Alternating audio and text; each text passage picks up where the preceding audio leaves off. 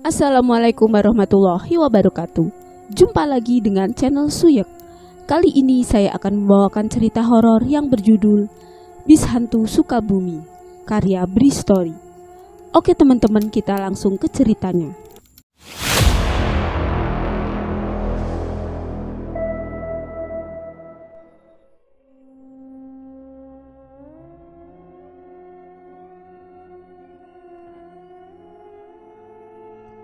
Jadi, lo balik kapan, Rif?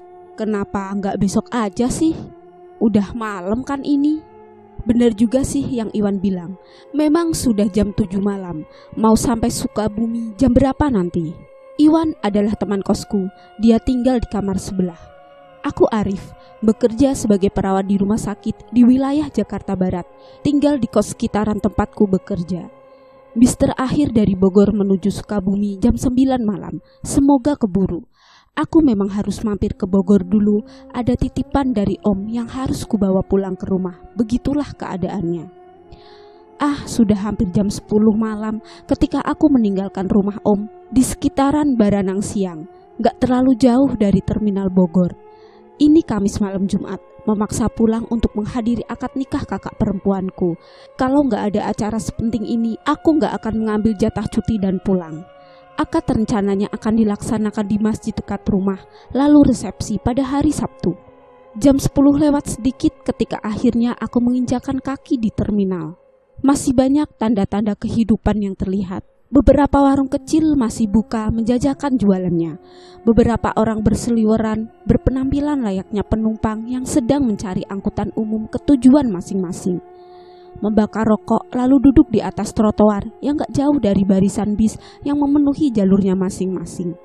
Dari tempat itu aku dapat melihat kalau jalur yang bertuliskan Sukabumi di atasnya sama sekali kosong. Gak ada satupun bis yang berdiam di jalur tersebut. Kayaknya bis ke Sukabumi sudah gak ada lagi. Harus cari mobil omprengan nih. Begitu pikirku dalam hati. Mau kemana, Sudah nyaris jam 10:30 ketika seseorang yang sepertinya calo menegurku dengan pertanyaan. Sukabumi, Kang? Masih ada gak ya bisnya? Aku menjawab dengan pertanyaan. Wah, udah gak ada atuh. Terakhir tadi jam 9. Setelah menjawab, lalu laki-laki itu ngeloyor pergi. Benar kan, bis terakhir udah berangkat. Tapi walaupun begitu, aku harus tetap pulang malam ini juga, bagaimanapun caranya. Beberapa menit kemudian, aku memutuskan untuk berjalan keluar terminal, lalu menyeberang jalan. Di depan terminal, beberapa kali aku pernah melihat ada mobil omprengan menawarkan tumpangan ke Sukabumi. Berharap masih ada, seharusnya ada. Kembali membakar rokok, aku berdiri sendirian di tempat gelap ini. Kilatan lampu kendaraan yang cukup menyilaukan menutup pandangan sesekali. Beberapa bis tampak melintas di hadapan, tapi gak ada satupun yang bertujuan ke Sukabumi. Aku belum menyerah, mau tetap menunggu tumpangan. Padahal sudah hampir jam 11, menjelang tengah malam. Sesekali melihat ponsel, membuka-buka aplikasi media sosial, mengalihkan pikiran yang semakin gelisah. Karena sama sekali gak ada kendaraan umum menuju Sukabumi. Ketika sedang asik melihat timeline, tiba-tiba sinyal internet hilang. Mendadak aku gak bisa browsing sama sekali. Begitu juga sinyal telepon, hilang sama sekali. Malah gangguan? Sempurna deh. Begitu pikirku dalam hati. Ya sudah, lalu ponsel aku masukkan ke saku celana.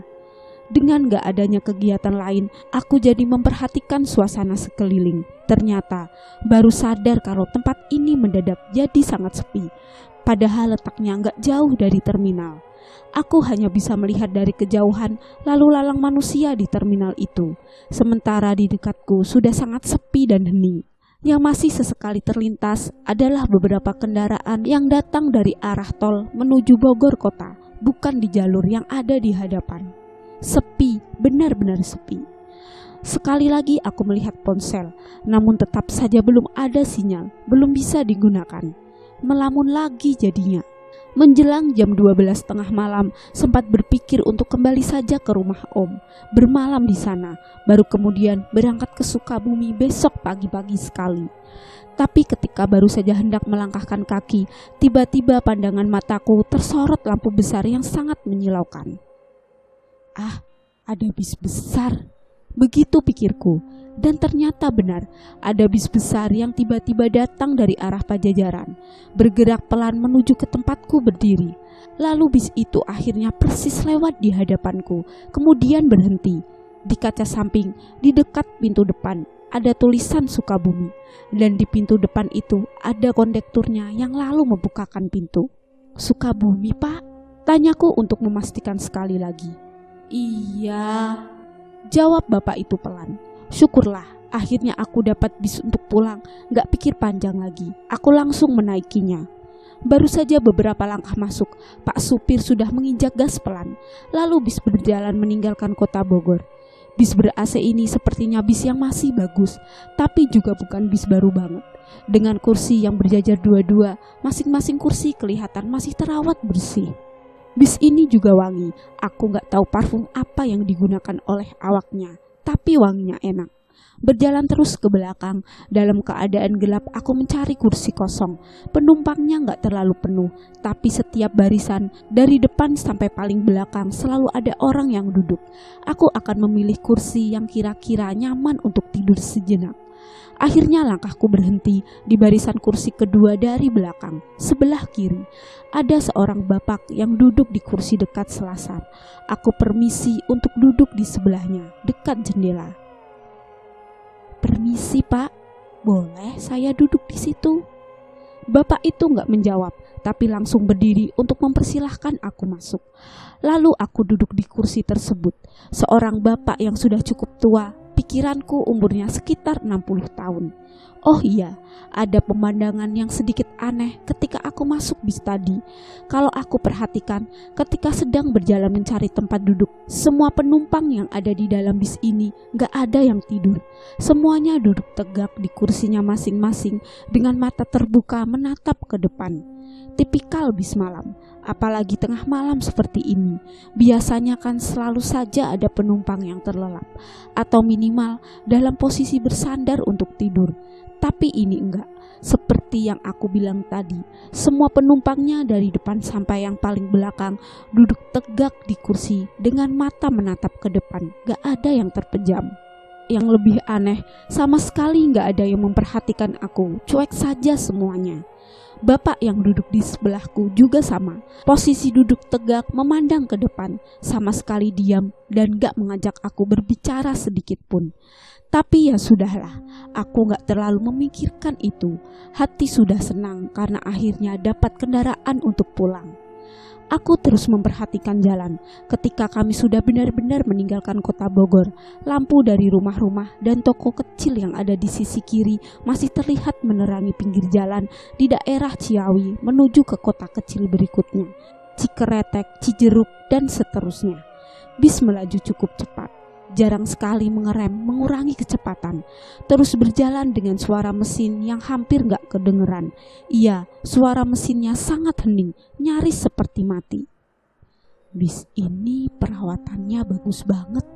Sampai suara mesinnya halus gini, nyaris gak terdengar. Begitu pikirku dalam hati.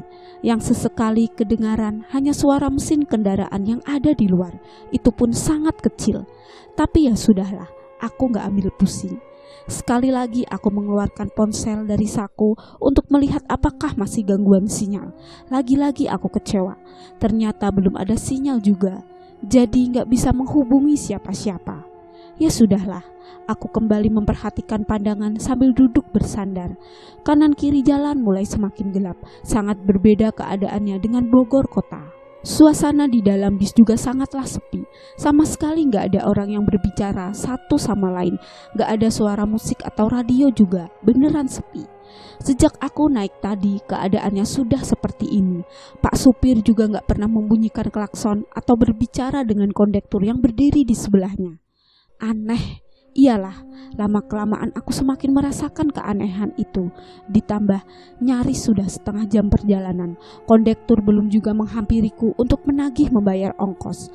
Dia terus diam berdiri di samping kiri supir. Jadi gak tenang kalau mau tidur.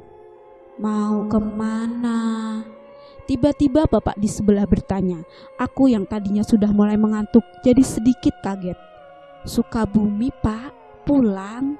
jawabku sambil tersenyum. "Saya sebentar lagi turun, kamu juga secepatnya harus turun."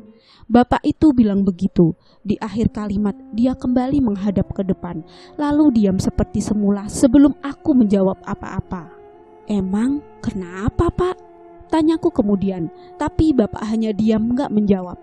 Sudahlah, mungkin aku salah dengar. Lalu mengembalikan posisi duduk seperti semula, bersandar. Tapi aku masih penasaran, maksud dari omongan bapak tadi apa ya? Itu pertanyaan yang langsung muncul, sementara bis terus melaju semakin cepat. Kilatan cahaya dari luar jadi membentuk garis lurus berwarna-warni. Aku sama sekali gak mengenali daerah mana yang sebenarnya sedang kami lintasi, sangat asing. Padahal ini jalur yang sudah sangat biasa aku lintasi kalau pulang mudik. Ini daerah mana ya? Kok asing? Dalam hati aku bertanya-tanya, tapi itu menjadi pernyataan terakhir yang terlintas dalam pikiran sadarku. Tubuh yang sudah sangat lelah dan mengantuk akhirnya perlahan membuat aku menutup mata, terlelap dalam perjalanan di dalam bis yang sepertinya bukan bis biasa. Bis berjalan lambat, kilatan cahaya dari luar membangunkanku yang sepertinya cukup lama tertidur. Melirik ke kursi sebelah, ternyata bapak yang tadi sudah gak ada, mungkin sudah turun. Lalu kemudian aku mengeluarkan ponsel dari dalam saku, melihat dan memeriksa apakah keadaan masih gak ada sinyal. Benar saja, ponsel masih juga belum bisa digunakan, tapi dari layar ponsel aku dapat melihat kalau ternyata sudah jam 2 lewat sedikit, berarti seharusnya sebentar lagi sudah sampai tujuan. Kembali aku memandang keluar. Di sana gak terlihat banyak lampu lagi. Langit cerah kali ini menjadi serpihan cahaya yang sedikit membantu penglihatan. Beberapa saat lamanya aku termenung diam, masih sangat mengantuk, tapi harus tetap terjaga karena sebentar lagi bis akan berhenti. Hingga saat dimana hidungku mencium sesuatu, penciuman menangkap bau yang sangat familiar. Aku mengenali bau ini, bukan wangi parfum ruangan ketika pertama kali masuk dalam bis tadi. Bukan, ini sangat berbeda. Ada yang berbeda di dalam bis ini. Aku menyadari itu ketika akhirnya sadar bau apa yang menyengat tercium sejak aku bangun tadi. Bau amis darah segar, sangat menyengat. Sontak aku langsung coba mencari sumber bau. Celingukan melihat ke bawah, takutnya ada sesuatu di kakiku. Gak ada, di bagian bawah kursi gak ada apa-apa. Kemudian perhatianku teralihkan ketika melihat seseorang yang berjalan dari depan menuju bagian belakang bis. Ketika sudah dekat, baru aku dapat melihat cukup jelas kalau orang itu ternyata kondektur. Aku hafal dari seragam yang digunakan. Akhirnya Pak Kondektur menagih ongkos juga. Begitu pikirku dalam hati. Kemudian merogoh saku celana untuk mengambil uang. Sampai akhirnya Pak Kondektur sudah benar-benar berdiri di sebelahku. Aku langsung menyerahkan beberapa lembar uang kepadanya. Ketika serah terima uang itulah aku langsung terdiam, terperangah, bingung sejenak. Lalu perlahan berubah menjadi ketakutan yang teramat sangat. Aku melihat keadaan kondektur itu sangat menyeramkan. Sekujur tubuhnya kelihatan basah oleh darah. Seragam yang dikenakan sobek di beberapa bagian. Yang paling mengerikan, kepalanya kelihatan remuk seperti baru dihantam benda keras. Darah mengucur pelan, wajah pucatnya hancur gak beraturan. Aku masih terdiam ketika dia lanjut berjalan menuju bagian belakang bis. Aku masih terus memandang sampai dia duduk di kursi paling belakang. Lampu kabin masih mati. Tapi dalam gelap aku masih bisa mengamati orang mati. Iya, orang mati. Setelah akhirnya aku memperhatikan sekeliling, ternyata bukan hanya si kondektur yang sepertinya sudah mati. Dalam gelap aku dapat melihat kalau ternyata bagian bis yang lain sudah sangat berantakan. Banyak kursi yang bergelimpangan, gak pada tempat yang seharusnya. Yang lebih menyeramkan lagi, banyak penumpang yang sepertinya sudah mati, bermandikan darah. Beberapa di antaranya sudah nggak utuh lagi, ada yang tanpa kepala. Ternyata bau anyir darah disebabkan oleh ini semua. Aku langsung berdiri sambil memeluk tas, melangkahkan kaki menuju pintu depan. Harus turun dari bis ini segera. Mencoba untuk nggak memperhatikan kengerian sekitar ketika berjalan, tapi tetap saja masih kelihatan. Pemandangan seram seperti habis kecelakaan. Iya, keadaan ini menggambarkan seperti bis yang baru saja mengalami kecelakaan hebat. Jenazah bergelimpangan, bau anyir darah sangat menyengat. Beberapa detik kemudian aku sampai juga di depan, berdiri di samping Pak Supir yang keadaannya juga sangat mengerikan. Tubuh bermandikan darah dengan wajah yang hancur rusak menyeramkan. Pak Supir ini seperti gak menghiraukan aku yang berdiri di sampingnya, di pinggir pintu. Dia terus menatap ke depan mengendalikan bis yang berjalan pelan. "Pak, saya turun di sini saja." Bergetar suaraku meminta turun, tapi Pak Supir tetap seperti gak menggubris. Bau darah semakin menyengat. Lalu tiba-tiba dari belakang aku mendengar suara tangis dan jeritan menahan sakit dari beberapa orang. Semakin ketakutan, keringat dingin mengucur deras. Cekamnya sudah di luar batas. Aku sangat ketakutan ketika suara jerit dan tangis semakin keras terdengar. Gak sanggup lagi berdiri, lalu aku jatuh terduduk, lemas, menangis dan ketakutan. Kemudian aku gak ingat apa-apa lagi. "Dek, bangun dek." Suara bapak-bapak membuatku tersadar. Hari masih gelap ketika aku sudah benar-benar sadar. "Jangan tidur di sini, di halte aja atuh," kata bapak itu lagi. Aku mengiyakan omongannya, lalu berdiri dan jalan menuju halte yang gak jauh dari tempatku tadi. Ternyata aku tadi tengah terbaring di atas trotoar yang lokasinya sudah gak jauh dari terminal Sukabumi. Tertidur atau pingsan gak tahu pasti, tapi syukurlah aku akhirnya dapat keluar dari bis menyeramkan itu. Bis yang entah sudah berada di mana. Merogoh saku celana untuk mengambil ponsel. Syukurlah sudah ada sinyal lagi. Aku langsung menghubungi adikku untuk menjemput. Gak lama setelah itu dia datang menggunakan motor. Setelah kami berboncengan, kalimat pertama yang keluar dari mulut adikku sangat mengagetkan. "Kok Aa bau hanyir darah sih? Abis apa emangnya?" Selesai. Oke teman-teman, sekian cerita dari saya. Wassalamualaikum warahmatullahi wabarakatuh. See you next time. Bye.